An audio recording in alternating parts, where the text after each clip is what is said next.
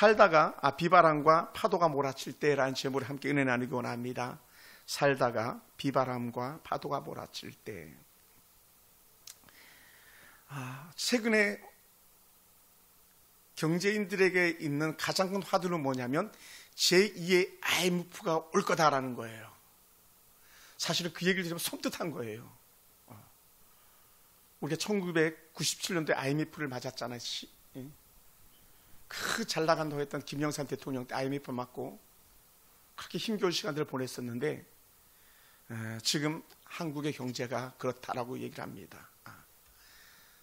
원달러가 뭐 1,500을 넘어가면 나라가 이렇게 된다고 하는 그런 소식들도 많이 있습니다. 지금 1달러를 우리가 현금으로 살려면 1,514원이니까 매 돈을 줘야 된다고 할 정도로 우리나라 돈의 가치가 그렇게 하락이 됐다는 거예요. 국제적인 경쟁력이 없다는 거죠. 대통령 해외 나가도 세계 유수 지도자들과 함께 같이 의논하고 같이 밥 먹으면서 대화해야 되는데 대한민국 대통령 왕따가 돼 있다라고 하는 그런 메시지를 들을 때마다 가슴을 쓸어내릴 수밖에 없습니다. 작년 한국 갤럽 조사에 따르면요, 한국인의 절반 이상이 미래에 대해서 불안해하더라는 거예요. 특히 청년들, 우리 하은이 같은 청년들이 헬조선이라 해가지고 더 이상 대한민국은 소망이 없다. 헬조선이라는 걸 유행을 했었고요. M4 세대라고 하는 그런 표현들이 있었습니다. 전에는 뭐 3포 세대, 5포 세대 막 이렇게 얘기했는데 M4 세대는요, 모든 것을 잃었다, 희망이 없다 해서 M4 세대라고 하는 그런 말을 하고 있습니다. 중장년층은 노후 준비에 불안으로 떨고 있고 노년층은 건강과 고동 문제로 인해서 또 아파하고 있는 그런 시간입니다. 근데 중요한 게 뭐냐? 이거는요, 어제도 그랬고 오늘도 그렇고 내일도 그럴 거라는 거예요. 세상은요, 항상 절망과 탄식 속에 살아가게끔 만들어져 있는 거예요. 반면에 그 틈새를 비추고 들어가는 것이 있는데 그게 뭐냐? 하나님의 은혜라는 거예요. 할렐루야. 하나님의 은혜 안에 있으면요, 때로는 줄이고 목말라도 행복한 거예요. 때로는 빈손 들고 일어날지라도 행복한 거예요. 그러니 어찌 보면 방글라데시 같은 그런 나라가 세계 행복지수 최상의 나라들 아닙니까? 그들 제일 가난한 나라인데도 불구하고 사람들이 행복해하는 거예요. 그러니까 우리의 행복은 부에 있지 않아요. 우리의 행복은 큰 집에 있지 않아요. 우리들이 생각하는 어떤 명예나 어떤 그런 헛된 가치에 있지 않고 오늘 저와 여러분에게는 한번 따라해 볼까요? 예수 그리스도만이 참된 가치다. 아멘. 할렐루야. 예수님만이 참된 가치예요. 오늘도 오늘 한 권사님과 통화를 하는데, 장시간 통화를 하는데 아주 거의 20년 이상 다녔던 교회를 갔다가 그렇게 아파하면서 기도하시는 거예요. 마음 아파가지고. 또 어떤 분은 통화를 하는데 건강검진을 받으러 갔다가 병원 문 앞에서 넘어져가지고 손이 부러졌다고 하는 그런 간증을 이렇게 또한 잠깐 들었습니다. 근데 중요한 게 뭐냐면 건강검진 받고 손을 수술하고 건강검진 다시 한번 재쳐봤는데 몸에 암이 발견돼가지고 하나님께서 살려주셨다, 이런 고백을 하는 거예요. 절망이 아니라 그 절망적 상황 속에서 하나님의 은혜를 보는 거예요. 그러니까 그 사람 진짜 믿음인 거죠. 우리는 설상가상 상황 속에서 믿음을 잃어버리고 삶을 포기하면서 그대로 뒤로 나자빠지기가 십상인데, 오늘 이 자리에 계시는 우리 집사님들이나 또 우리 사랑하는 사모님이나 우리 하은이나 오늘 성도들 모두는 저를 포함해서 마찬가지예요. 때로는 설상가상이 있다 할지라도 우리 하나님을 봅니다. 이 고백이 있기를 원합니다. 할렐루야. 자, 이게 주일 설교의 일부분이기도 해요. 다 잃어버리거든요. 다 사라져버리거든요. 그때 어떻게 돼요? 하나님이 하시는 말씀이 있었거든요. 사랑하는 성도 여러분, 우리가 잘 아는 이 갈릴리 호수는요, 그 주변이 분지로 돼 있어가지고 호수가 이렇게 파진 것처럼 그렇게 있어요. 물론 뭐 들어오는 물이 있고 나가는 물이 있습니다만, 생명수입니다만은 이 일반적인 것보다 바다보다 무려 200m나 더 낮은 그런 호수예요. 그러니까 신기한 거죠, 사실은. 이런 호수가 쉽지 않을 거예요. 그러니까는 갈릴리 이적은 바다보다도 훨씬 낮은 데 위치한 그런 지대에 있는 그런 지역이고, 또한 이 호수는 더더욱이나 그렇습니다. 그래서 이 갈릴리 호수는 저 멀리 있는 골란 공원 쪽에서 몰아치는 그 바람들 때문에 갑자기 풍랑이 일어나기도 쉽고, 갑자기 그냥 호수가 그냥 급변한 바다 같은 그런 현상을 나타내는 그런 호수이기도 합니다. 그래서 때로는 갈릴리 바다라고 또 그렇게 말하기도 하는 것 같아요. 물론 이 바다라는 단어 자체가 넓다는 그런 의미예요. 넓다. 바다라는 말 자체가, 성경 속의 바다라는 말 자체가 바다일 수도 있지만 넓다라고 할 때에 같은 표현을 씁니다. 그래서 접시 이런 걸 따서 바다다 이런 표현을 쓰게 돼요. 넓은 접시라는 거예요. 근데 이 갈릴리 호수가 그런 넓은 바다인 거죠. 그런데 이런 곳에서도 어부 출신인 제자들이 큰 풍랑을 만날 때에 당황할 수 있다는 거예요. 그러니까 우리는 어떤 삶 가운데서도 우리는 확신할 수 있는, 다른 말로 하면 그렇게 극한 담대함을 가지고 살아가기가 결국 쉽지 않아요. 가장 잘하는 것 때문에 가장 큰 아픔을 당할 수도 있거든요. 그래서 옛날 어른들이 이렇게 말했잖아요. 원숭이도 나무에서 떨어진다 그러잖아요. 말이 안 되는 거예요. 원숭이는요, 나무에서 떨어져서는 안 되는 거예요. 원숭이잖아요. 걔네들은 나무를 막 펄쩍펄쩍 뛰어다니는 애들이잖아요. 근데 떨어질 때가 있더라고요. 이 말이 바로 이 갈릴리 바다 정통했던 베드로도, 또 때로는 야고보나 요한도, 또 다른 형제 자매들도 이런 갈릴리 바다의 큰 풍랑 가운데서, 또 인생의 큰 풍랑 가운데서 두렵고 떨 수 있다는 거예요. 더군다나 지금 이 바람은 보통 바람이 아니라 광풍이 불어나는 거예요. 광풍. 큰 바람이 일어나는 거예요. 큰 광풍이 일어났다고 말합니다. 마침 광풍이 호수로 내리쳤다라고 23절에 그렇게 표현하잖아요. 이 광풍은 소용돌이 치는 그런 바람인 거지. 일반 바람이에요. 그러니까 완전히 회오리 바람처럼 이 갈릴리 바다를 갖다가 휩쓸고 가는데, 사실 언덕이, 이 갈릴리 바다 주변에 보니까 언덕이 한 15도 정도 되는 언덕일까요? 그런 언덕이 크게 있어요. 근데 그 언덕 밑으로 바람이 확 몰아쳐 내려오는 거예요. 그러다 보니까 이게 소용돌이처럼 이렇게 일어나게 하는 그런 바람이었던 것 같습니다. 그러니 급격하게 바람과 파도가 뒤섞여져 버리는 그런 위기를 만나는 거죠. 네. 그러니 어떻게, 이런 바람은요, 광풍이라고 그랬잖아요. 아마 제가 한문 성경을 안 봐가지고 그런데, 아마 한문 성경을 본다면 이렇게 표현했을지도 몰라요. 미칠 광자 썼을지도 몰라요. 광인할 때에, 거라사 광인할 때 같은 광풍, 다른 말로 어떻게 해요? 미친 바람이죠. 미친 바람. 미친 바람은 통제가 된다 안 된다? 통제가 안 되는 거예요. 미친 바람은 이겨낼 수 있다 없다? 없는 거예요. 사람으로서는요, 이겨낼 수가 없는 거예요. 그런 바람을 지금 제자들이 배를 타고 가다가 만났다는 거예요. 이건요, 위기죠. 여러분, 우리 인생에서도요, 이런 광풍들이 일어날 때가 있지 않았겠습니까? 제가 오늘 한 집사님, 안수 집사님과 통화하는데 그랬어요. 깜짝 놀랐어요. 목사님, 제가요, 암 환자예요. 막 그런 거예요. 근데 감사한 게 암이 잘 회복되고 있다라고 하는 그런 검진 결과를 다시 이렇게 받았다고 해서 참 귀하게 은혜를 누렸는데, 또 부산에 있는 한 목사님은, 목사님, 제가 아주 아끼는 목사님입니다. 우리 교회도 오래전에 와서 설교하신 목사님인데, 그 목사님은, 목사님, 이번 달까지 올해 우리 교회에서 죽어나간 사람만 9명입니다. 그 교회 성도가 그렇게 많지 않아요. 뭐 한 100명, 150명 될까요? 또 암 환자도 그렇게 많이 일어나고 있고. 그러면서 또 한마디 더 하는데, 목사님, 세상에 어느 여전도 회장이 교회를 나갔는데, 교회 나가자마자 암이 걸렸다고 전화가 이렇게 왔다고. 근데 그것도 말기암 환자가 됐다, 이런 얘기를 이렇게 하는 거예요. 그래서 신방을 좀 와달라고 하는 그런 요청을 받았는데, 가야 되겠습니까? 말아야 되겠습니까? 이런 얘기를 하면서 장로들은 절대로 가지 말라고 그랬더니, 그러는 게 아니라 가시라고 제가 이렇게 말씀했습니다만, 그분이 뭐 교회 나갔기 때문에 암이 걸렸겠습니까만은, 그러니까 누구든지 나는 괜찮아 이렇게 얘기할 거라는 거예요. 누구든지 나는 다 무너져도 나는 괜찮아. 오늘 안수 집사님 저한테 전화하면서 그러죠. 우리 엄마가 교통사고로 돌아가실 줄 몰랐어요, 이런 얘기를 하시더라고요. 당신 엄마가 교통사고 돌아가시게 생겼다고 전화를 받았는데 가짜 전화인 줄 알고 당신들 스팸 아니냐고 막 뭐라 그랬대요. 그랬더니 아니다, 119가 지금 달려가고 있는 중이다, 이런 얘기를 했다는 거예요. 그리고 마지막으로 코로나 때 어머님 돌아가셨는데, 당신이 마지막 어머님 가는 것을 갖다 기도로 보냈다, 이런 얘기를 듣는 거예요. 저도 마찬가지예요. 우리 누나가 교통사고로 돌아가실 줄은 꿈에도 몰랐습니다. 우리 하은이 여기 있지만 하은이가 동생 하영이보다 늦게 결혼하리라 생각은 해본 적도 없습니다. 인생은요, 우리의 생각, 우리의 개혁, 우리의 레파토리 되는 게 아니더라고요. 뭡니까? 광풍인 거죠. 광풍. 우리 삶에 광풍이 일 때가 있습니다. 좋은 바람만 일어나면 얼마나 좋겠습니까? 순풍이죠. 순풍에 돛단득하는, 우리 인생에 순풍이 불 때도 얼마나 많이 있습니까? 그런데 갑자기 생각지도 않은 광풍이 불어낼 때도 있다는 것이죠. 그런 일들이 있어요.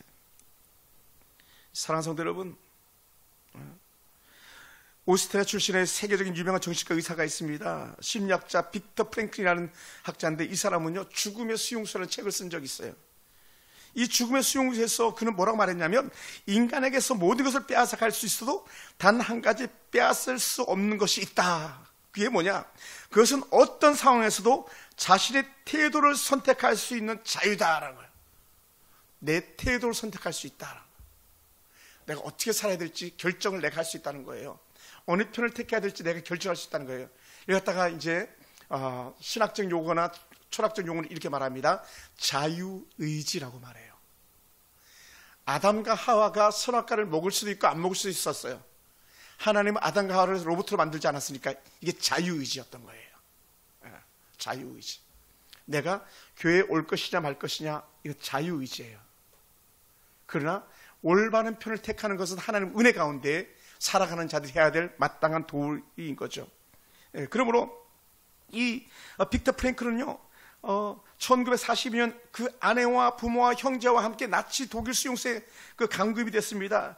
이 사람들 수용소를 막 옮겨 다녔어요. 보니까 프레젠슈타트라는 수용소, 아우슈비츠 수용소, 다하우라는 수용소, 최고의 악질적인 수용소는 다 다녔는데, 그런데 그 수용소에서 이 의사 선생님은 자기 부모와 아내와 동생을 잃었습니다. 그리고 가족 중에 유일한 생존자는 호주로 이주한 여동생 한 사람뿐이었다는 겁니다. 그때 프랭클은 이 교도소에서 무엇을 봤냐면, 이런 교도소 상황 속에서 사람들이 어떻게 대응하고 어떻게 반응하는지를 갖다가 지켜보았다는 거예요. 보다 보니까 어떤 사람 절망 속에 무너지는 사람이 있었습니다. 어떤 사람 지옥 같은 곳에서 도무지 살 소망이 없어가지고 거기서 끝내는 사람들도 있었다는 거예요. 수많은 사람 자살하는 일들도 있죠. 그런데 어떤 사람들은요, 아침에 일어나서 좀도 안 되는 그 물을 가지고 양치질을 하고 세수를 하고 면도를 하고 내일을 기대하는 사람들이 있더라는 거예요. 꼭 빵 한 조각 그걸 가지고 나눠 먹으면서 내일을 꿈꾸게 하는 그런 사람들도 있었다는 거예요. 똑같은 상황 속에 있는데 어떤 사람은 끝났어, 아니야, 어떤 사람은 내일에 대한 소망이 있으라고 하는 사람들이 있더라는 것이죠. 근데 왜 그랬는가 가만히 보니까 이 사람은 이렇게 정의했습니다. 의미를 부여할 때 살아갈 수 있었다는 거예요. 의미, 자기가 살아가야 될 의미, 자기가 그곳에 있어 존재하는 목적의 의미를 찾아낼 때 그들은 견뎌낼 수 있었다, 이렇게 말합니다. 그래서 의미를 발견했느냐 발견하지 못했느냐 차이에 따라서 거기서 살아남느냐 살아남지 못했느냐 그 차이를 갖다 볼 수 있었다고 말합니다. 또한 그는 이렇게 말합니다. 고통 그 자체는 좋은 것이 아니다. 그러나 하나님께서 우리에게 고통을 주시려고 만드신 것이 아니다. 우리가 피할 수 없는 고통을 만났을 때 그 고통 속에서 절망하면서 끝내는 것이 아니라 하나님을 바라보는 거라는 거예요. 할렐루야. 오늘 우리가 그런 거 아니겠습니까? 사실은 어찌 보면요, 우리가 좀 더 막 광의적 넓게 해석한다면요, 오늘 우리가 살아가는 이 세대가 아우슈비츠 교도소보다 못한 것 같습니까? 때로는 더 할 수도 있다는 거예요. 단지 우리가 그걸 느끼지 못할 따름인 것이지. 그럴 때 어떻게 돼요? 우리는요, 절망이 아니라 소망을 바라보는 거예요. 그래서 우리는 이러한 예배를 통해서 하나님의 더 크신 뜻을 깨달으면서, 맞아, 하나님 은혜가 있어, 하나님 주시는 기회가 있어, 이렇게 나가는 줄 믿습니다. 할렐루야. 그러다 보니까요, 고통을요 통해서 더 강한 사람이 되게 하더라는 거예요. 어떤 사람? 살아남은 사람들, 의미를 부여하며 살아간 사람들, 더 깊은 하나님을 만날 수 있는 그런 의미를 부여하고 있을 때 그 사람들은 살아서 나왔다는 거예요. 여러분, 본문 속의 제자들이 어떻습니까? 어찌 본문 속의 제자들이 그 갈릴리 호수, 갈릴리 바다에 큰 광풍이 일어날 때에 잘 그것이 어찌 보면 아우슈비츠 교도소일 수도 있고 또 다른 교도소도 있을 수도 있을 거예요. 우리로 말하면 서대문 교도소죠. 아주 악질적인 서대문 교도소. 그때의 사람들 뭐라고 말합니까? 내 인생 끝났다. 우리 흔히 하는 말, 이제 우리 다 죽었어, 이렇게 말했을지도 모릅니다. 그러니까 제자들이 이런 큰 강풍이 일어날 때에 그들이 두렵고 떨다가 하는 말이 뭡니까? 주여, 우리가 죽겠나이다. 그 큰 두려움이 점점 커지고 나니까 그제서야 제자들이 주님이 보이시는 거예요. 어떤 주님? 주무시고 계시는 주님이 보인 거예요. 여러분, 그러면 우리 반대쪽으로 생각하면 돼요. 여러분, 그렇게 큰 풍랑이 일어날 때에 예수님께서 주무실 수 있었다면 어찌 보면 제자들도 평안하게 잘 수도 있었을 거예요. 그러지 않겠습니까? 오늘 이 본문을 보면요, 그런 거예요. 예수님께서 문제를 해결하고 나서 하신 말씀이 25절에 나오는데 어떻습니까? 너희 믿음이 어디 있느냐? 너희 믿음이 어디 있느냐? 여기서 이 믿음은요, 이제 굳이 죄송합니다, 헬라어로 표현한 피스토스라는 그런 단어를 쓰는데, 이 피스토스라는 단어 앞에 정관사가 붙어요. 너희의 그 믿음이 어디 있느냐라는 거예요. 다른 말로 하면 저는 이렇게 해석하고 싶어요. 얘들아, 너희 인생에 큰 풍랑이 일어날 때에 그것을 이겨내는 믿음이 어디 있느냐? 또 때로는 이렇게 해석할 수도 있을 것 같아요. 얘들아, 너에게 큰 어려움이 생겼을 때에 나를 찾는 믿음이 어디 있느냐? 혹은 나를 바라보는 믿음이 어디 있느냐? 이렇게 말하고 싶어요. 그 믿음이 어디 있느냐? 예수님은 제자들에게 믿음이 없는 믿음을 요구하시는 것이 아니라 이미 그들 안에 가지고 있는 그 믿음을 요구하고 있는 줄 믿습니다. 할렐루야. 예루살렘 이미 다 믿음이 있어요. 큰 믿음, 작은 믿음 그건 그냥 차지하고 나서라도 이미 우리는 믿음이 있기 때문에 예수 안에 있고, 믿음이 있기 때문에 예배자가 되었고, 믿음이 있기 때문에 우리 믿음의 삶을 살아가는 사람들인데, 중요한 것은 그 믿음이 항시 온 불이 들어와 있어야 된다는 거예요. 할렐루야. 불이 들어와 있어야 돼요. 우리는 종종 위기 순간에 믿음을 잃어버렸다고 생각하기 쉽습니다. 근데 그렇지 않다는 거예요. 예수님은 아니야, 너에게 믿음이 있는데 그 믿음 어디 있니? 라는 거예요. 어디에 뒀는지 모르겠는데 그 믿음 찾아라. 어떻게? 큰 풍랑이 일어났을 때 배에 공보를 베고 주무시는 그 주님을 찾듯이 너의 믿음을 가지고 나를 깨워서 인생 문제를 해결하라, 이렇게 말씀하시는 것 같습니다. 할렐루야. 저는 그런 것 같아요. 오늘 하루 종일 교회에 있으면서 계속적으로 묵상하면서 느꼈던 것들이 그렇습니다. 너의 믿음이 어디 있느냐? 그것을 끄집어내서 오늘 이 시대를 이겨내고 견뎌내라라는 거예요. 여러분, 제가 최근에 디트리 보네포 목사를 많이 생각하는데, 이 독일의 보네포 목사는 순교자 목사님입니다. 그는요, 나치 수용소에서 순교하기 전에 이런 말씀하신 적이 있어요. 우리가 더 이상 갈 곳이 없을 때, 수용소에 갈 곳이 어디 있겠어요? 갈 곳이 없을 때 그 사람들에게 하는 말이 뭐였냐면, 하나님께로 갈 수 있다는 것을 기억하라는 거예요. 아멘. 하나님께로 갈 수 있다는 것을 기억하라.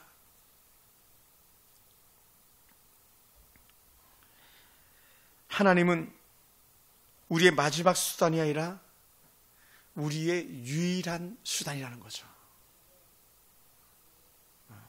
그러니까 우리 끝난 게 아니에요.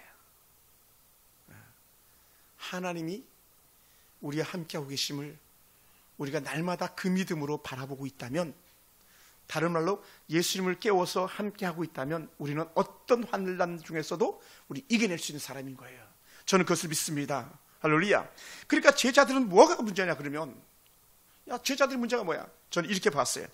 그들은요, 큰 풍랑은 봤는데, 막 광풍이죠. 광풍을 봤는데 중요한 게 배 안에 늘 함께 하시는 예수님은 보지 못한 거예요. 때로 우리가 살아가면서 남편이라는 존재는, 또 아론이라는 존재는, 성도라는 존재는 봤을지 모르겠지만, 그러나 그들 속에서 일어나는 하나님의 놀라운 은혜를 보지 못한다면 우리는 날마다 실망하는 거예요. 왜요? 하찮게 여길 수 있거든요. 전혀 도움이 안 된다고 여길 수도 있거든요. 제가 오늘도 연세 많은 권사님과 통화하면서 이랬습니다. 너무 귀한 권사님인데, 인생은요, 좋은 사람들과 함께하고 있는 거예요. 함께하고 있는 거.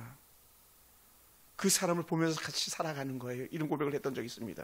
저도 그 남편과 그의 권사님 많이 보고 싶은 마음에 그렇게 함께 전화가 와서 통화를 했었는데, 여러분, 배에 물이 차오르는 것은 볼 수 있었는지 모르지만 그 차오르는 물 가운데서도 불구하고 그렇게 물이 얼굴 때리고 막 그랬었을지도 모르는데, 그런 파도에 얼굴을 때리는 그런 상황에서도 주무시는 예수님을 보지 못했던 제자들의 믿음 없음을 우린 봐야 되는 거예요.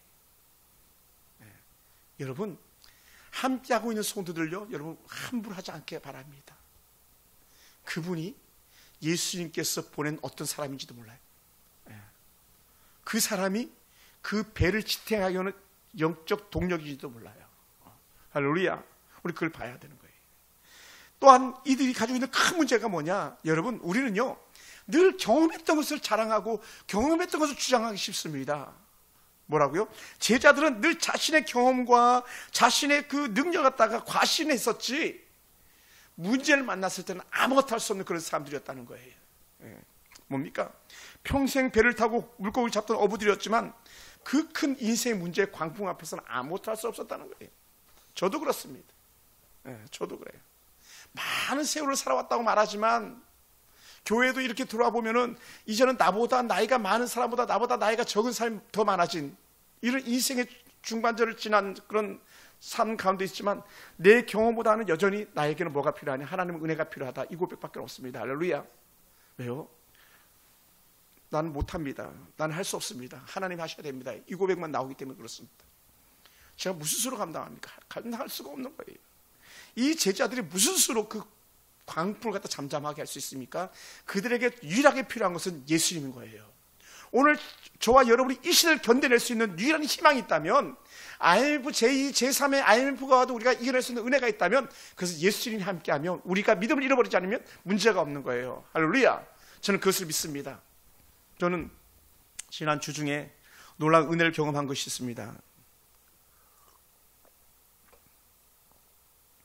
지난주인데 사실 제가 여러 번 이런 고백을 마음에 기도를 했던 적이 있어요. 마음에 품고 성도들이 식사를 하는 게 너무 불편한 게 늘 마음에 걸렸어요. 그 테이블, 지금 꼭 그 테이블이에요. 저는 테이블이 있었으면 좋겠다, 그런 마음을 늘 가졌어요. 근데 생각지도 않게 친구 목사님이 전화를 한 거예요. 목사님, 이러이러한 테이블이 있는데 7개가 있어. 선착순 그러더라고요. 그래서 카톡에 올렸어요. 그래서 제가 제일 먼저 찜을 해서 제가 가져올 수 있게 됐는데, 그래 마음에 품고 있었던 것도 이렇게 응답하시는구나 하면서 저는 여전히 하나님의 은혜가 우리 교회 가운데 있음을 저는 볼 수 있게 됐어요. 할렐루야. 여러분, 뭐 비단 예이겠습니다만은 저 잠옷실에 쌀이 겨우 한 포대밖에 안 남았을 때에 누가 했던 말처럼 우리 하나님이 어떻게 하시나 보자 했던 그 고백처럼, 누굽니까? 나오미가 루세게 했던 말 아니니까 우리 하나님이 어떻게 하시는가 보자 했던 것처럼, 야 이제 쌀이 한 포대밖에 안 남았는데 하나님께서 어떻게 하시는가 보자 했었을 때에 생각지도 않게 평택에 있는 목사님이 쌀을 10포대인가 5포대를 가지고 왔잖아요. 그러니까 우리가 어찌할 수 없을 때 날마다 우리가 고백할 수 있는 것이 있다면 나는 하나님밖에 없습니다. 이 고백이 우리 가운데 있기를 원합니다. 할렐루야. 저는 그랬으면 좋겠어요. 오늘 저와 여러분이 그랬으면 좋겠습니다. 그래서 우리는 어떻게 합니까? 예수님께서 22절을 우리 다시 한번 읽어볼까요? 그 광풍이 일어나기 전의 모습입니다. 22절, 하루는 시작. 하루는 제자들과 함께 배에 오르사 그들에게 이르시되 호수 저편으로 건너가자 하시매 이에 떠나. 그죠? 제자들과 함께 배에 오르사 그들에게 이르시되 호수 저편으로 건너가자. 이 얘기는 뭐냐면 이미 예수님 속에는 뭐가 있다? 호수 저편에 건너가는 목적지가 있었던 거예요. 그렇다면 큰 광풍이 일어난다고 그 목적지를 갖다 못 갈까요?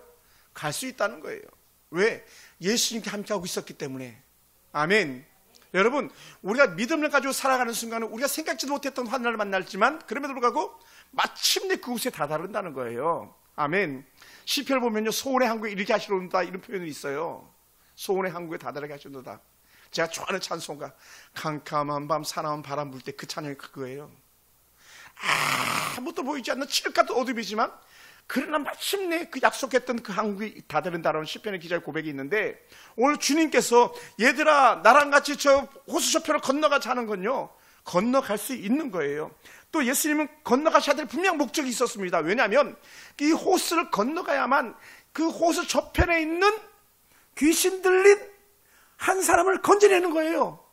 그게 누굽니까? 무덤가에 있는 거라사 광인, 광풍. 이게 사람이 할 수 있는 게 아니에요. 미친 것 사람이 할 수 있는 게 아니에요. 누가 한다? 하나님이 하셔야 되는 거죠. 하나님이. 그러니까 예수님은 이 광풍을 딛고 마침내 건너가서 광인, 미쳐있는, 귀신들에서 미쳐있는 그 사람을 건져내야 되는 거예요. 무덤가에 매여있는 그 사람을 건져내야 되는 거예요. 그리고 어떻게 돼요? 예수님 반드시 가셔야 되는 거죠. 아멘. 우리도 마찬가지예요. 그런 은혜가 있는 줄 믿습니다. 여러분, 자, 이 설교를 준비하면서 오래전에 친구가 생각이 났습니다. 같은 동기 목사님인데, 이 목사님이 딸이 둘이 있는데 그 중에 하나가 큰 딸이었던 것 같습니다. 여고 2학년 때인가 난소암에 걸렸어요. 여자애들이 난소암에 잘 걸린 소녀들이, 그런 환자들 간혹 보는데, 항암치료를 하면서 머리카락이 다 빠지고 구토하고 살 수가 없는 그런 고통스러운 시간을 보냈습니다. 근데 중요한 게 뭐냐면, 아니 딸만 아프면 괜찮은데 이 목사인 남편까지, 그러니까 아빠까지도 몸이 아파가지고 막 쓰러지기 시작하는 거예요. 그래서 서울대 병원에 가가지고 입원해서 치료도 받고 수술도 받고 막 그랬는데, 그게 얼마나 힘들었겠습니까? 중요한 건 뭐냐면, 여러분, 딸이 아픈 거는요, 엄마 마음은 찢어지는 거예요. 남편이 아픈 건요, 아내 마음이 다 무너져 버리는 거예요. 근데 감사한 게 뭐냐면, 이 사모님이 날마다 쌩글쌩글 웃어요. 잘 웃어서 웃기도 하는 거겠지만, 그 큰 아픔 속에서 딸의 암이나 내일이 보장되지 않는 남편의 삶을 바라보면서도 이 사모님이 감사함으로 그걸 받아들이고 딸을 잘 간병하고 남편을 간병하면서 그 고난을 이겨내더라고요. 그래서 지금 남편 목사님은 얼마나 건강하게 지금 다시 사역을 잘하고 계신지 모르고요. 이 딸은 그 암을 이기고 나가지고 서울의 의정부에 있는 신흥대학교에, 신한대학교군요. 신한대학교에 그 임상병리과를 들어가가지고 거기서 치료를 받고 공부를 마치고 졸업을 해서 IMF, 그러니까 코로나 때 누구보다 더 많은 보수를 받는 그런 직종에 취직이 돼가지고요. 아빠 용돈 교회 헌금 뭐 왕창했다는 거예요. 여러분, 만약 거기서 사모님이 맨날 울고 내 인생 끝났어, 우리 남편 어떻게, 우리 딸 어떻게 하면서 막 주저앉았더라면요, 그 가정은 미래가 없는 거예요. 교회도 문 닫았을지도 몰라요. 뭐 성도들 채 10명, 20명도 안 되는 그런 교회였거든요. 근데 성도들도 그걸 통해서 이겨내고 견고해졌고 무너지지 않더라는 거예요. 여러분, 친구 목사님이 하는 말이, 내가 깨달은 것이 하나가 있는데, 하나님은 딸에게 암을 주고 내가 아파했던 것은 고난 중에 하나님을 더 깊이 알 기회를 주신 거야 라는 거예요. 하나님을 더 잘 알게. 그러니까 찬송가 중에도 그런 거 있잖아요. 예수도 알기 원하네. 거룩한 뜻을 깨달아 예수도 알기 원하네. 물론 그것이 비록 암이라는 그런 큰 고통이었고 자신의 몸이 무너지는 그런 고통이었지만 그것을 통해서 예수님을 더 잘 알게 되었다, 이런 곡을 해요. 자신의 믿음이 훨씬 더 단단해졌다는 거예요. 그리고 이 목사님은 더 이상 이제 아프지 않기 위해서 매일 수영을 이렇게 다녀요. 그 몸이 얼마나 건강한지 몰라요. 그래서 저한테도 막 수영해, 목사 수영해 막 이렇게 얘기를 하는데, 틈만 나면 그 뒤에 북한산을 올라다니는 거예요. 한 달이면 올라가는 그런 건강한 목사님 되셨습니다. 여러분, 우리 인생은요, 어찌 보면 오늘 우리가 광풍을 만나는 순간일 수 있습니다. 때로 어찌 보면 우리 교회가 광풍을 만난 상황과 같은 그런 교회일지도 모릅니다. 왜냐하면 빈자들이 보는 것좀 많을 수 있잖아요. 근데 우리 그걸 뛰어넘어야 되는 줄 믿습니다. 때로는 우리가 살아가는 것이 광풍을 만난 그 갈릴리 호수와 같고 갈릴리 바다와 같고, 또 때로는 우리가 그 인생의 마지막 도피처를 찾아 떠나는 그 이스라엘 백성들이 그 애굽에서 나와가지고 홍해를 건너야 되는데 홍해 앞에 서서 더 이상 앞으로 나갈 수 없는 그런 상황 속에 있을 때에 우리의 모습이 뭐냐? 그때 하늘을 바라보느냐, 현상 앞에 놓여있는 광풍 혹은 앞에 놓여있는 홍해만 바라보고 있느냐, 이 차이가 있는 거예요. 저는 우리는 이거 뛰어넘어갈 길처럼 축원합니다. 할렐루야. 그래서 출애굽기 14장 10절부터 14절을 보면요, 앞에는 바다, 뒤에는 애국 군대가 몰려오고 있었습니다. 우리 인생 말 그대로 막장입니다. 끝났습니다. 그런 사람들이 할 수 있는 가장 기본적인 게 뭐예요? 원망하는 거죠. 남편을 원망, 자녀를 원망하듯이 원망하는 거예요.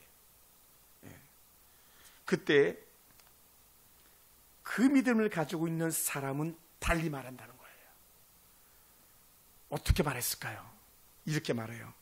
여호와께서 너희를 위하여 싸우시리니 너희는 잠잠할지니라. 싸우는 건 두 개예요. 첫째는 앞에 있는 홍해를 가르시는 하나님의 싸우심, 또 두 번째는 뒤따라오고 있는 애국 군대와 싸우시는 하나님. 그러다 보니까 여러분 출애굽기 14장을 읽어보면요, 우리 하나님께서 얼마나 분주하게 움직였는지 갖다가 알 수 있습니다. 앞서가고 뒤서가고, 때로는 길을 열기도 하고 길을 닫기도 하시는 하나님 은혜를 우리가 보게 됩니다. 그래서 오늘 이 하나님이 말씀하고 있는 이 모세는요, 여호와께서 너희를 위해 싸우시니 너희는 잠잠할지니라 했을 때, 이 잠잠하다는 말 자체가 뭐냐면 그냥 단순히 조용하라, 입 다물어라, 이게 아니고요, 그 원문적 해설을 보면 이렇게 말합니다. 봐라, 봐라, 지켜봐라, 하나님이 어떻게 하는가 봐라, 갈릴리 바다에서 우리 예수님께서 어떻게 하시는지 너희가 봐라, 혹은 홍해를 어떻게 가르치는지 하나님 봐라, 이렇게 말하는 거예요. 누가? 더 피스토스, 그 믿음을 가지고 있는 사람들이 말하는 거예요. 여러분, 때론 남편이 절망할 수 있습니다. 때론 자녀들이 절망할 수 있습니다. 때론 성도들이 절망할 수 있습니다. 그때 말해야 돼요. 그 믿음을 끄집어내서 하나님을 봐라, 우리 인생 문제를 해결하시는 하나님을 봐라, 이렇게 말할 수 있어야 되는 줄 믿습니다. 근데 악한 마귀 사단은요, 자꾸 뭐라고 말합니까? 눈을 감아서 보지 못하게 하는 거 아닙니까? 보지 못하게, 뭐만 보게, 현상만 보게, 파도만 보게, 뒤쫓아오는 애국 군대만 보게, 앞에 가로막힌 홍해만 바라보게. 그러다 보니까 원망하고 시비하고 모세 멱살 흔드는 거죠. 우리는 얼마든지 그럴 수 있습니다. 근데 그래서는 안 되는 거예요. 오늘 그 믿음을 가지고 있는 우리라면 그렇게 살아서는 안 되는 거예요. 인생의 비바람이 몰아치고 파도가 몰아칠 때 우리는 우리 속에 비바람과 인생의 파도를 해결하실 그 하나님을 바라보는 믿음이 우리 가운데 있어야 될 줄 믿습니다. 할렐루야. 그게 우리에게 필요해요. 어찌 보면 저는 이렇게 적용해보고도 싶습니다. 나름 제가 원고에 없는 건데, 오늘 그 믿음이 우리 조집사님에게 있는 거예요. 오늘 그 믿음이 우리 김기수사님 속에 있는 거예요. 더 피스토스, 그 믿음. 어떤 믿음? 비어있는 하나님의 영광을 채워가는 믿음, 그 은혜를 채워가는 믿음. 오늘 아무도 없을 때 여전히 이 시대 청년의 믿음이 어딨냐 할 때에, 오늘 그럼에도 불구하고 귀한 자리를 짓고 있는 우리 한이가 가지고 있는 그 믿음, 그것이 오늘 우리 가정을 살리는 거고 교회를 살리고 있는지도 몰라요. 할렐루야. 왜? 다 자기 하고 싶은 대로 하고 사는 세상 아닙니까? 자기 의지대로 살아가는 세상 아닙니까? 그럴 때 우리 하은이가, 우리 하영이가 여전히 우리 교회를 지키고 있듯이, 때로는 아빠 내가 더 할 거 없습니까? 그렇게 애쓰면서 기도하면서 울면서 그렇게 하듯이, 그렇게 믿음을 가진 사람이 바로 오늘 이 자리에 있는 여러분일 거예요. 혹은 지금 영상으로 예배하고 있는 어떤 성도들일지도 모릅니다. 그런 분들이 계시기 때문에 이 민족이 소망이 있는 거고, 그런 분들이 계시기 때문에 우리 교회가 소망이 있는 줄 믿습니다. 할렐루야. 그리고 낙심하지 않는 거예요. 그러다 보니까 한번 따라해 볼까요? 믿음은 이해하는 것이 아니라 순종하는 것이다. 아멘. 우리는요, 도무지 이해되지 않고 순종할 수 없을 때 우리는 믿음으로 봐야 되는 거예요. 아멘. 믿음으로. 여러분, 계산기 두드려 보세요. 우리 절대로 남편이 예수 믿을 수가 없는 거예요. 계산기 두드려 보세요. 우리 아들은 절대로 예수 믿을 수가 없는 거예요. 근데 우린 봐야 돼요.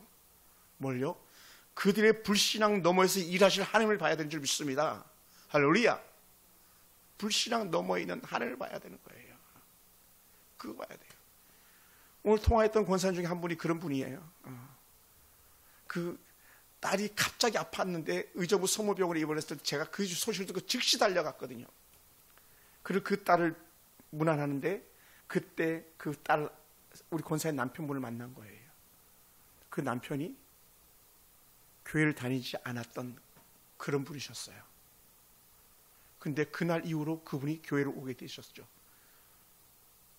그게 2005년도 얘기거든요. 지금도 신앙생활 잘하고 계십니다. 후에 알았습니다. 목사님, 사실은요, 제가 젊었을 때에 중등부 교사도 했었습니다. 이런 고백을 하더라고요. 딸의 고난을 통해서 아버지를 주의 성전에 이끌어갔던 그 은혜가 있었어요. 뭐라고요? 고난이 오히려 구원의 은혜 문을 여는 통로가 된 것이죠. 할렐루야. 여러분, 베드로도 어땠습니까? 밤새도록 그물을 던졌지만 한 마리도 잡지 못했습니다. 그런데 반대로 낮에는요, 그물을 던져서 물고기를 잡을 수가 없는 거예요. 속초 가보세요. 우리 권사님, 가끔 집사님 그 강릉 가보시겠지만 낮에는요, 배들이 다 한국에 묶여 있어요. 우리 같으면 야, 낮에 화날 때 가서 물고기 잡아야 하는데 다 안에 있습니다. 그럼 언제 나가냐? 밤에 나가는 거잖아요. 밤에 고기 잡으러 나가거든요. 그러니 밤새도록 물고기를 한 마리도 못 잡았던 베드로인데 예수님께서 얘야, 깊은 곳에 가서 그물 던져라 했을 때 말도 안 되는 그런 예수님 명령 아닙니까? 말도 안 되는 것을 그는 말씀을 의지하여서 그물을 던지겠다고 고백했던 거예요. 사랑하는 성도 여러분, 오늘 우리가 그러한 은혜가 있기 원합니다. 누가복음 5장 5절에 했던 말씀인데 말씀 의지하여 내가 그물을 내리리다 했을 때 놀란 역사가 나타났던 것처럼 오늘 우리 삶 가운데 그러한 은혜가 있기 원합니다. 우리가 그렇게 살았으면 좋겠습니다. 말도 안 되는 그런 일들이 우리가 일어날 때 말씀을 의지하여서 성경 말씀을 살펴보면서 말씀을 들으면서 살겠습니다. 그런 고백 속에서 우리가 순종할 수 있는 은혜가 있기 원합니다. 할렐루야. 여러분, 제자들은요 깜짝 놀랐어요. 예수님께서 말씀 한마디 하니까 바람과 바다가 순종했잖아요. 그러니까 나중에 그들이 독백처럼 나오잖아요. 독백. 나레이트가 이렇게 고백했습니다. 뭐라고 고백했습니까? 25절 하반절에 보면요, 그가 누구이기에, 서로 막 보면서 말하는 거예요. 도대체 누구야? 어떤 분이야? 그가 누구이기에 바람과 물을 명하여 순종하는가 하더라. 또 다른 본문에 바람과 바다가 순종하는가 하더라. 그가 누구기에? 여러분, 우리가 믿음을 가지고 주를 바라본다면 우리는 그것을 바라볼 수 있기 원합니다. 우리 주님은 창조주 하나님이시다. 할렐루야. 창조주 하나님. 그 바람과 바다를 만드셨던 하나님이 우리 주님 아닙니까? 그분이 온 세상 만물을 다 창조하셨던 분이거든요. 이걸 갖다 이미 이 유대인들은 이미 알고 있었어야 돼요. 이 히브리인들은 알고 있어야 됩니다. 왜 그러냐면 시편 107편 28절 29절 이렇게 고백했거든요. 이에 그들의 고통 때문에 여호와께 부르짖으매 그가 그들의 고통에서 그들을 인도하여 내시고 광풍을 고요하게 하사 물결을 잔잔하게 하시리도다. 이미 시편에 그렇게 고백한 거예요. 그러니까 바람과 바다를 잠잠케 하는 분은 우리 주님이시다라는 거죠. 아멘. 뭐라고요? 그 바람과 바다가 막 광풍이 날 때에 그들이 여호와께 부르짖으매, 여호와께 부르짖으매 그들을 고통에서 인도하여 내시며 광풍을 고요하게 하사 물결을 잔잔하게 하시는도다. 그게 누구? 예수님이었던 거예요. 우리 그런 주님 믿는 사람들이에요. 아멘. 그러니까 우리는 때로는 힘들고 어려울 때 우리가 낙심될 때도 있습니다. 왜냐하면 현상을 먼저 보기 때문에, 문제를 먼저 보기 때문에. 그럴 때 우리는 말해야 돼요. 하나님, 나도 주님 보기 원합니다. 아멘. 우리 시선이 주님을 바라보는 거예요. 우리 하은이도 잘 부르는 찬양, 모든 시선을 주님께 맡기고, 시선을 주님께. 인생의 문제 바람이 아니라 주님을 바라보면 살 길이 열리는 줄 믿습니다. 아멘. 그러니까 제가 여기서 견딜 수 있는 거예요. 제가 주님 바라보지 않으면요, 벌써 내려놔도 12번도 더 내려놨어야 될 인생 아니었겠습니까? 덜컥덜컥 무너지는 가슴 아니었겠습니까? 그런데 아니더라고요. 주님을 바라보라. 할렐루야. 여러분, 그런 거예요. 사랑하는 성도 여러분, 우리 인생의 광풍을 잠잠케 하기 위해서 오신 예수님이에요. 할렐루야. 그래 막 오늘 막 혼자 막 찬양했어요. 막 내일 모레 특송도 하고 싶은 막 그럼 막 마음이 막 들었는데 절차하고 있는 중인데, 나를 위해 오신 주님, 나의 죄를 위하여서. 주님 막 그는 나온 거예요. 주님 왜 오셨냐? 나의 죄를 위해서, 내 인생 문제에 개입하셔서 해결하기 위해서 오신 예수님이다. 막 그런 찬양이 막 절로 막 나오더라고요. 그러니까 막 교회가 다 막 분주하게 막 그렇게 하면서 찬양을 막 불러댔던 적이 있었는데, 사랑하는 성도 여러분, 누구에게나 인생의 광풍은 있습니다. 그러나 그 광풍 가운데에 왜 주님께서 이런 풍랑을 내게 허락하셨는가를 생각해낸다면 그 믿음을 끄집어내는 그 시간을 우리가 가질 수 있는 거예요. 그 믿음. 어떤 믿음? 살다가 비바람이 몰아칠 때에 주님을 깨울 수 있는 그 믿음. 제자들이 주님을 깨우듯이 우리 인생의 광풍을 만났을 때에 주님을 깨우러 가는 거예요. 깨우는 거예요. 또 때로는 어느 고백처럼 내가 믿음이 없을 때 주님 믿음이 없습니다. 용서해 주시고 우리를 살려주시옵소서. 바람과 바다를 꾸짖으사 우리에게 살 길 열어주시옵소서 이렇게 말할 수 있게 되길 주님으로 축원합니다. 할렐루야. 사랑하는 성도 여러분, 오늘 우리에게 필요한 것이 무엇이겠습니까? 저는 세 가지를 다시 한번 정리하고 보고 싶습니다. 첫째는요, 믿을 수 없을 때 내게 믿음을 주시옵소서. 아멘. 상황을 보는 내가 믿음으로 보게 하시옵소서. 그래야 우리가 살아요. 하나님, 파도가 크게 보일 때에 바다보다 더 크게 주님이 보이게 하시옵소서. 이렇게 돼야 돼요. 할렐루야. 두 번째는요, 우리가 늘 해야 될 것들 중에 하나인데, 하나님, 내가 정말 순종할 수 없을 때에 순종할 수 있는 믿음을 주시옵소서. 할렐루야. 이게 필요해요. 내 경험 중요하죠. 내가 아는 상식 중요하죠. 근데 그거 다 던져버리고 하나님 순종하게 하시옵소서. 또 세 번째는 하나님, 내가 도무지 기도할 수 없을 때에 내가 기도할 수 있는 마음을 주시옵소서. 기도도 노동이거든요. 쉽지 않은 일이거든요. 그럴 때 하나님, 내게도 기도할 수 있는 믿음을 주시옵소서. 풍랑이 거셀수록 더 간절히 기도할 수 있는 믿음을 주시옵소서. 이렇게 해야 돼요. 왜 제가 이렇게 고백하냐면요, 사실은 큰 풍랑이 오면 우리 오히려 뒤로 물러가고 도망가기 쉽지 하나님 붙잡고 앞으로 나오기가 쉽지 않은 거예요. 그러니까 다 도망갔잖아요. 도망간 거 아닙니까? 인생 문제가 커질 때마다 다 도망갔잖아요. 시험거리가 커질 때마다 다 도망간 거잖아요. 어찌 보면 뭐라고요? 믿음으로 정면 돌파 이겨내게 하시옵소서. 그게 뭐냐? 예수님을 깨우는 믿음이었던 거죠. 말씀을 마무리합니다. 사랑하는 성도 여러분, 모든 것에는 광풍이 있습니다. 어떤 모든 것, 하나님께서 합력하여 선을 이룰 수 있는 모든 것. 이건 로마서 8장 28절 말씀이죠. 살아가면서 온갖 풍랑이 일어날 때에 그것조차도 합력하여 선을 이루실 하나님, 오늘 우리가 가지고 있는 지난날에 아팠던 것들 통해서 어떻게 하나님께 더 붙잡아 매고자 하시는 하나님의 깊은 의지가 있음을 우리가 바라본다면 우리는 모든 것을 감사로 받아들일 수 있고요, 앞으로 나갈 수 있는 믿음, 그 믿음을 끄집어낼 수가 있는 거예요. 저는 우리 서울 풍성교회 성도들이 그랬으면 좋겠습니다.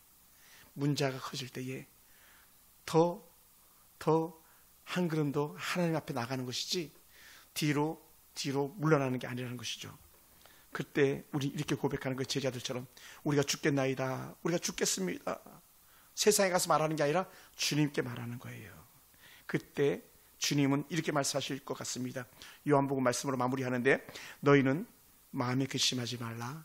하나님을 믿으니 또 나를 믿으라. 어떤 하나님? 광풍을 잠잠케 하실 하나님. 우리 남편을 주께로 돌아오게 하고 우리 아들, 딸들을, 우리 부모를 주께로 돌아오게 하실 그 하나님. 우리 하은이라면 축복합니다. 좋은 남편 만날 것을 믿는 그 믿음이 오늘 저 여러분의 믿음 되기를 주님으로 축원합니다. 기도하겠습니다.